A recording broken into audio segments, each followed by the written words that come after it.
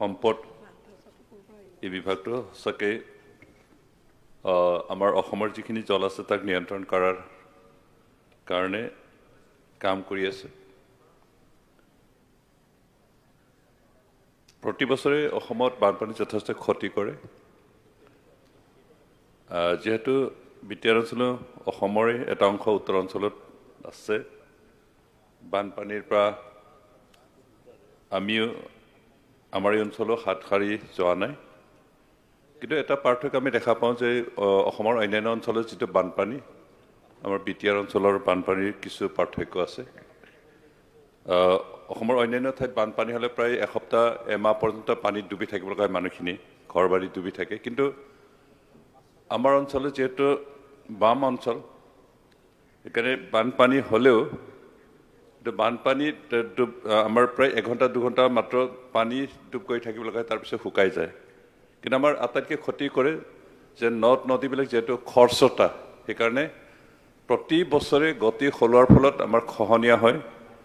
ঘৰ বাৰী খেতি বাতি খহাই নিয়াৰ নষ্ট হয় তাৰ পৰা আমাৰ যথেষ্ট ক্ষতি হয় আমাৰ বিটিআৰ অঞ্চলত মুঠ সংকোচ নদীৰ পৰা 5 নদীলৈকে প্ৰায় 22টামান সৰু ডাঙৰ নদী আছে প্ৰতিটো নদীয়ে প্ৰতি বছৰে ক্ষতি কৰে আমি ভাগ্যৱান বুলি মানিব লাগিব যে এই বছৰ অন্তত আমাৰ বিটিআৰ অঞ্চলত বানপানীৰ প্ৰভাৱ ক্ষতি যথেষ্ট কম হৈছে আমাৰ যোৱা 2022 চনত আটাইতকৈ বেছি ক্ষতি হৈছিল এইবাৰ অলপ কম হৈছে সৰু সুৰা বানপানী হৈছে কিন্তু আমি যথেষ্ট ৰেহাই পাইছোঁ বিশেষকৈ আমাৰ মাননীয় মন্ত্ৰী ডাঙৰীয়াক ধন্যবাদ দিছোঁ বিভাগীয় মন্ত্ৰী ডাঙৰ তেখেতে বিটিআৰ অঞ্চলত তেখেতৰ সময়খিনিত 3টা বছৰত প্ৰায় 200 কোটিতকৈ অধিক ব্যয় বহন কৰি আমাৰ আই নদীত মাথাউৰি নিৰ্মাণ কৰি আছে পাগলা নদীত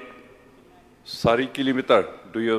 লেফ্ট এণ্ড ৰাইট বেংক মাথাউৰি ইতিমধ্যে নিৰ্মাণ শেষ হৈছে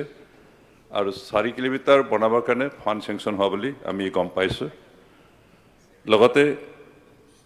যোৱা 22 চনত ক্ষতি হোৱা মোৰ সমষ্টিৰ গলন্দী নদীৰ প্ৰায় 4 কিলোমিটাৰ মাথাউৰি নিৰ্মাণ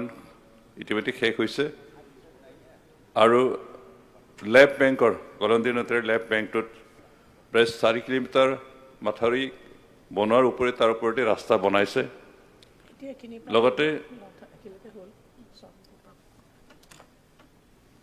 আমাৰ এই বছৰ ননাই নদীত বিশেষকৈ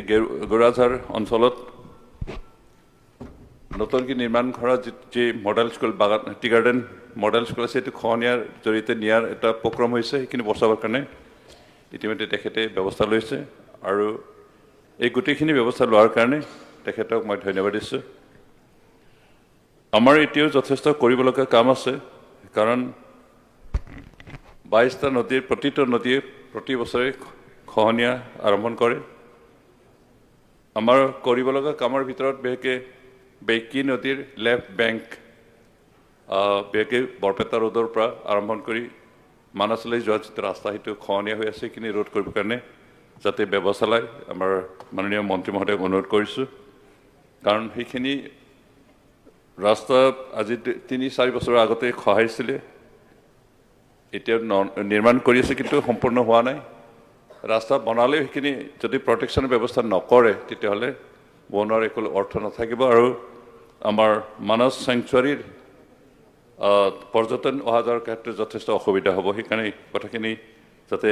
মন কৰে মোৰ অনুৰোধ থাকিল তাৰোপৰি আমাৰ আই নদীত বহু দীঘল তেনেকৈ মাথাউৰি বনাব লাগিছে বিশেষকৈ লেফ্ট বেংক আৰু ৰাইট বেংক দুই চাইডে প্ৰায় 10 কিলোমিটাৰ মাথাউৰি যদি বনায় তেতিয়াহে আমাৰ গাঁও অঞ্চল বাচি থাকিব আৰু সেইখিনি যদি ব্যৱস্থা কৰা নাযায় তেতিয়াহ'লে আমাৰ দুয়ো পৰা গাঁও যথেষ্ট ক্ষতি হ'ব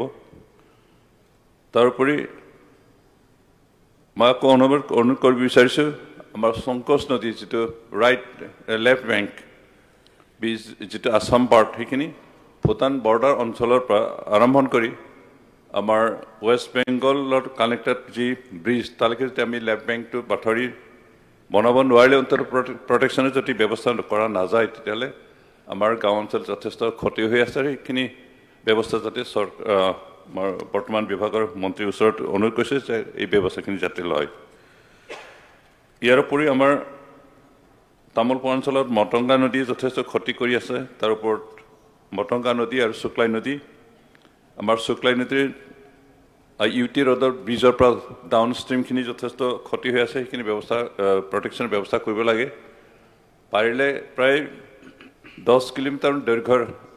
দুয়ো চাইডে মাথাউৰি বনাব লাগিছিল আৰু যদি মাথাউৰি নোৱাৰে তথাপিও আমি পৰ্কোপইন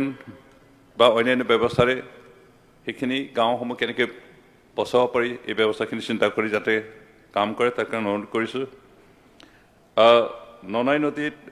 ইউটি ৰোডৰ ব্ৰিজৰ পৰা তলৰ প্ৰায় 10 কিলোমিটাৰ দৈৰ্ঘ্যৰ দুয়ো bank left and right bank protection ব্যৱস্থা কৰিব লাগে কাৰণ যোৱা সময়খিনিত আমাৰ প্ৰায় চিপাজাৰ সমষ্টিলৈকে এই গাঁৱে যথেষ্ট ক্ষতি কৰে এই নদীখনে গাঁওসমূহ ক্ষতি কৰে সেইকাৰণে এই নদীৰ দুয়ো চাইডে যাতে মাথাউৰি নাইবা অন্যান্য ব্যৱস্থাৰে বিকাশসন্মত ব্যৱস্থাৰে যাতে গাঁওখিনি সুৰক্ষিত কৰিবৰ কাৰণে ব্যৱস্থা কৰে তাৰ কাৰণে অনুৰোধ এটা থাকিল যেহেতু জলসম্পদ যথেষ্ট ব্যয়বহুল আৰু ইয়াত কামবিলাক সামান্য টকাৰে ব্যৱস্থা কৰিব পৰা নাযায় সেইকাৰণে আমাক জলসম্পদত যথেষ্ট টকা পইচা দৰকাৰ যথেষ্ট বাজেটৰ দৰকাৰ আৰু এইখিনি বিগত সময়খিনি বিশেষকৈ মাননীয় মুখ্যমন্ত্ৰী ডক্টৰ হিমন্ত বিশ্ব শৰ্মাৰ নেতৃত্বত যি চৰকাৰ চলি আছে চৰকাৰে যথেষ্ট খৰচ কৰিছে আৰু আমাক ইয়াত যথেষ্ট ফাণ্ডৰ প্ৰয়োজন আছে সেইকাৰণে যেহেতু আমাক বেছি ফাণ্ডৰ প্ৰয়োজন বহুত কৰিব লগা আছে গোটেই অসমৰ নদীখিনি নিয়ন্ত্ৰণ কৰিব পাৰিলে অন্ততঃ আমি বানপানীৰ পৰা সুৰক্ষিত হ'ম ক্ষয় ক্ষতিৰ পৰা আমি সুৰক্ষিত হ'ব পাৰিম আৰু সেইকাৰণে আমাক যথেষ্ট ফাণ্ডৰ ব্যৱস্থা লাগে আৰু সেইকাৰণে আজি বিৰোধী দলে যি কৰ্তন প্ৰস্তাৱ আনিছে তাক বিৰোধিতা কৰিছোঁ আৰু আমাক যথেষ্ট ফাণ্ড লাগে সেইকাৰণে অতিৰিক্ত মঞ্জুৰি বিচৰা আমাৰ মন্ত্ৰী মহোদয়ে যিটো অতিৰিক্ত মঞ্জুৰি বিচাৰিছে তাক মই সমৰ্থন কৰিছোঁ আৰু বিৰোধীয়ে যিটো কৰ্তন প্ৰস্তাৱ আছে তাৰ বিৰুদ্ধে মই মোৰ প্ৰস্তাৱ ৰাখি মোৰ বক্তব্য সামৰিছোঁ ধন্যবাদ